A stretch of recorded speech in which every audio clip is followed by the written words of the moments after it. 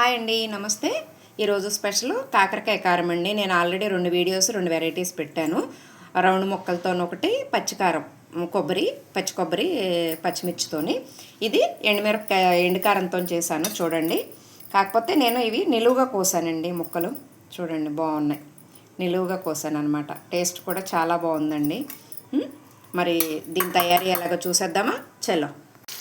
కాకరకాయలు మనం ఇలాగ పొడవుగా కట్ చేసుకున్నామండి. చూడండి, ఎప్పుడు ముక్కలు రౌండ్ ముక్కలు అలాగా కాయలతోని కాకుండా మనం ఇలా కూడా ట్రై చేయొచ్చండి. చూడండి, ఫస్ట్ మనం కాకరకాయలని సన్నగా పొడవుగా అలాగ తరిగేసుకొని ఆయిల్లో ఫ్రై చేసుకోవాలండి.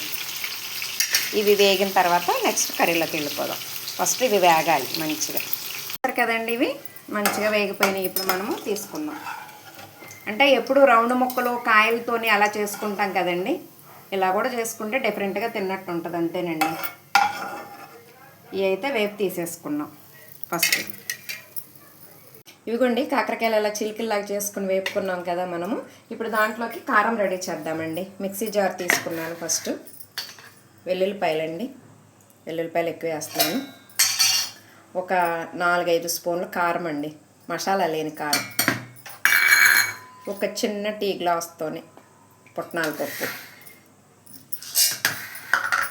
కొంచెం కొబ్బరి పౌడర్, ఎండు కొబ్బరి పౌడర్ అండి. ఒక 2 స్పూన్లు ఉండొచ్చు ఇది. దీంట్లో కొంచెం మనము చాలకపోతే కలుపుకుందాము. కళ్ళుప్పు కొంచెం వేసుకుందాం ఫస్ట్.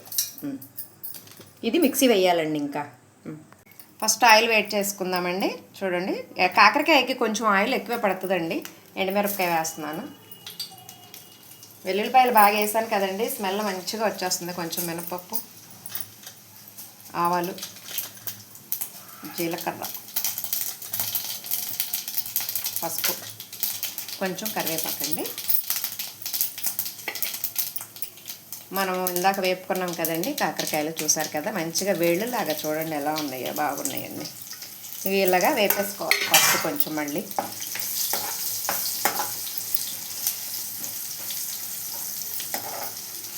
కారం చూసారు కదండి, మామూలు కారమేనండి, మసాలా లేని కారంలో వెల్లుల్లిపాయలు వేసాము ఎక్కువ, ఎండు కొబ్బరి పౌడరు, పుట్నాల పప్పు వేసాము. ఇవి చూడండి, ఇవి వేగిపోయినాయి కదండి మంచిగా. ఇప్పుడు మనము ఇవి పెట్టుకున్నాం కదండి కారం, వేసి కలిపేద్దామండి. ఇది అన్నంలో కూడా కలవటానికి కారం మంచిగా ఉంటుందండి. ఇంకా కావాలన్నా వేసుకోవచ్చు చక్కగాను.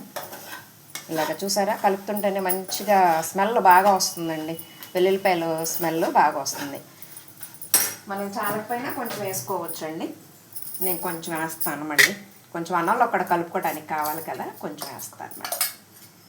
వేడి మీద వేసేసాం కాబట్టి పచ్చివాసన కూడా రాదు. సిమ్లో పెట్టుకోవాలండి. కారం వేసినాక హైలో పెట్టకూడదు.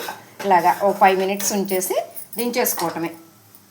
చూసారు కదండి, చక్కగా బాగా అయిపోయిందండి. చూడండి, ఈ కారం కూడా మనం అన్నంలో కలుపుకోవచ్చండి.